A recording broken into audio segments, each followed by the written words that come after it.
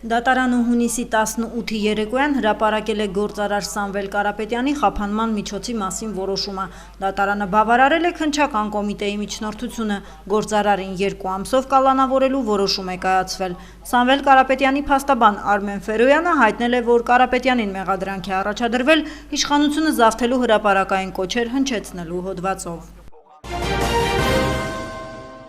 Հունիսի 17-ին ներքին գործերի նախարարության փրկարարծառայության տնօրեն ներքին գործերի նախարարի տեղակալ Կամո Ցուցուլյանն ընդունել է Հայաստանում Լյուքսեմբուրգի մեծ դքսության արտակարգ եւ լիազոր դեսպան Ալեն դը Մյուզերին եւ պատվավոր հյուպատոս Սուրեն Զոհրաբյանին։ Ողջունելով դեսպանին Կամո Ցուցուլյանը շնորհակալություն հայտնել այցի համար եւ ընդգծել, որ աղետների ռիսկի կառավարման ոլորտում Հայաստանն ու Լյուքսեմբուրգն ունեն համագործակցության լայն հնարավորություններ։ Փրկարարծառայության տնօրենը ներկայացրել է բնակչության եւ քաղաքացիական պաշտպանության բնագավառում իրականացվող գործընթացները, ճգնաժամային կառավարման եւ ճգնաժամային հաղորդակարգերի զարգացման հեռանկարները։ Ալեն դը Մյուզերը շնորհակալություն հայտնելով ջերմ ընդունելության համար բարձր է գնահատել ներքին գործերի նախարարության կողմից իրականացվող ծրագրերն ու նախաձեռնությունները։ Դեսպանն ընդգծել է Լյուքսեմբուրգի պատրաստակամությունը խորացնելու գործընկերությունը Հայաստանի հետ արտակարգ իրավիճակների կանխարգելման եւ բնակչության պաշտպանության ոլորտներում։ Ալեն դը Մյուզերը իրատեսական է համարել երկկողմ համագործակցության զարգացումը, հատկապես աղետների ռիսկի նվազեցման, ճգնաժամային կառավարման կարողությունների ամրապնդման, ինչպես նաև փորձի փոխանակման, պատրաստվածության մակարդակի բարձրացման եւ դիմակայունության զարգացման ուղղություններով։ Կողմերը վերահաստատել են համագործակցությունը շարունակական դարձնելու պատրաստակամությունը։ Հանդիպման ընթացքում քննարկվել է նաև փոխադարձ հետաքրքրություն ներկայացնող մի շարք այլ հարցեր։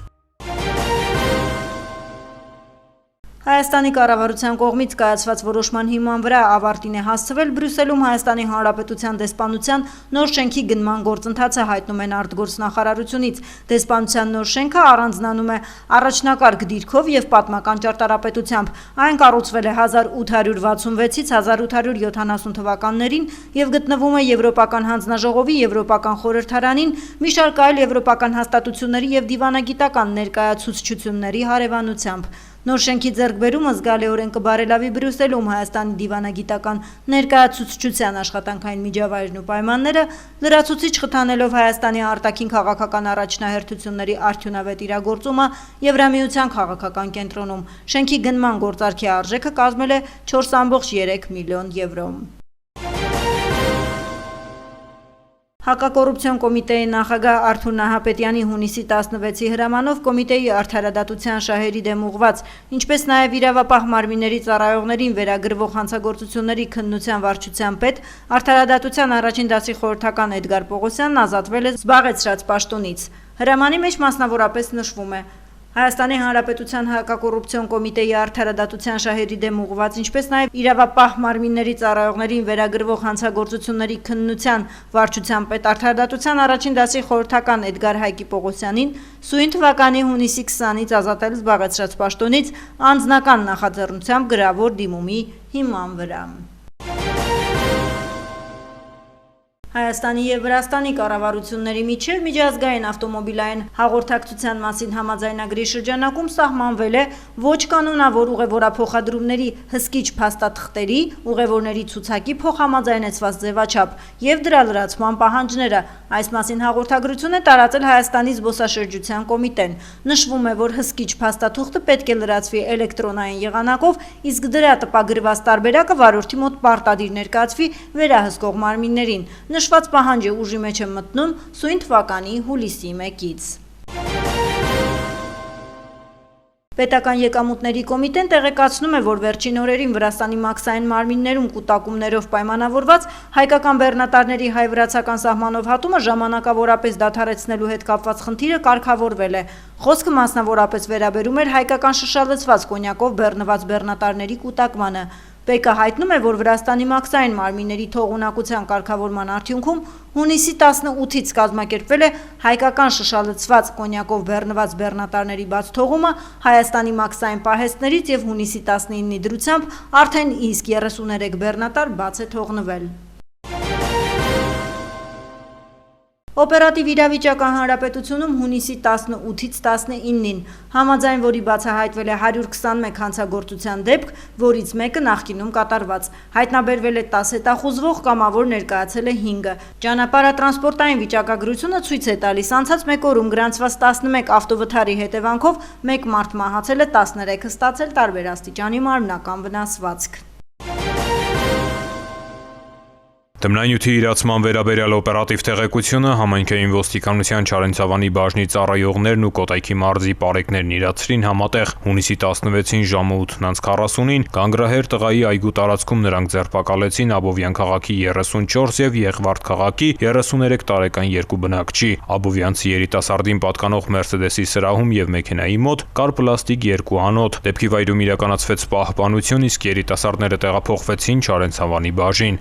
Աբովյանցու խոզարկությամբ հայտնաբերվեց ընդհանուր ավելի քան 22 գրամ բյուրեղանման դեղին զանգվածով 5 անոթ եւ կարմիր ու կապույտ ժապավեններով 12 փաթեթ մարիխուանայի նմանվող զանգվածներով։ Եղվարդցու խոզարկությամբ հայտնաբերվեց 2 հաբ։ Կազմված փաստաթղթերն ուղարկվեցին Չարենցավանի քննչական բաժին, որտեղ նախաձեռնվեց քրեական վարույթ։ Հունիսի 17-ին դատարանի որոշմամբ կատարված խոզարկությամբ Մերսեդեսի սրահում հայտնաբերվել է կարմիր եւ կապույտ ժապավենով 9 փաթեթ եւ բյուրեղանման դեղին զանգվածով 1 անոթ։ Նշանակվել է փորձաքննություն, երկուսն էլ ձերբակալվել են, հանգամանքները նախաքննության պարզվում են։ Ծանուցում ենթադրյալ հանցանքի մեջ կասկածվողը կամ մեղադրվողը համարվում է անմեղ, քանի դեռ նրա մեղավորությունը ապացուցված չէ Հայաստանի Հանրապետության քրեական դատավարության օրենսգրքով սահմանված կարգով, դատարանի օրինական ուժի մեջ մտած դատավճռով։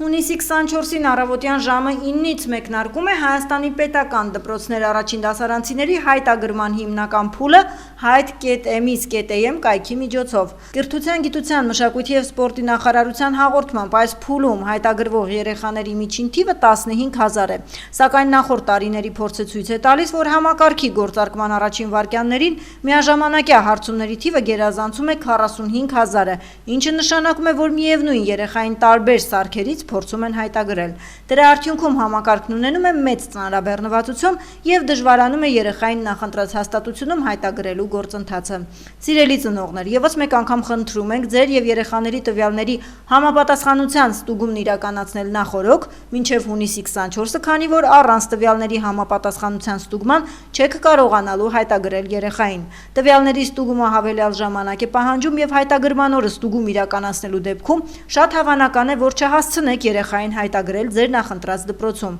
Տվյալների համապատասխանության ստուգումն իրականացվում է ստուգում.em.am կայքի միջոցով։ Հայտագրման համակարգը կգործի մինչև 2025-26 ուսումնական տարվա ավարտը, նշված է տարածված հաղորդագրության մեջ։ Ոսկե ծիրան 22-րդ Երևանի միջազգային կինոփառատոնի միջազգային մրցութային ծրագրի ժյուրիի նախագահն է Կաննի կինոփառատոնի եւ Սեզարի մրցանակակիր Մավրիտանացի վարպետ Աբդերահման Սիսակոն։ Համաշխարհային կինոյում մարդկային արժանապատվության, կարեկցանքի, արդարության եւ հանդուրժողականության ամենազգայուն ձայներից մեկը։ Այս մասին հայտնում են փառատոնի մամուլի ծառայությունից։ Առաջին անգամ ոսկե ծիրանը կպատվի աֆրիկացի ռեժիսորի։ Նշենք, որ փառատոնը կկայանա հուլիսի 13-ից 20-ը։ Հիդրոթերապևտաբանության եւ մոնիտորինգի կենտրոնից տեղեկացնում են հանրապետության մարզերում հունիսի 20-24-ին սպասվում է առանց տեղումների եղանակ, հունիսի 21-ից 23-ին կեսօրից հետո առանձին շրջաններում սպասվում է կարճատև անձրև եւ ամպրոպ, հնարավոր է նաեւ կարկուտ։ Քամին հյուսիս-արևմտյան 2-ից 5 մետր վարկյան արագությամբ, ամպրոպի ժամանակ սպասվում է քամուշ գնացում 18-ից 22 մետր վարկյան արագությամբ։ Օդի ջերմաստիճանը հունիսի 20-ից 21-ին աստիճանաբար կբարձրանա 4-ից 6 աստիճանով։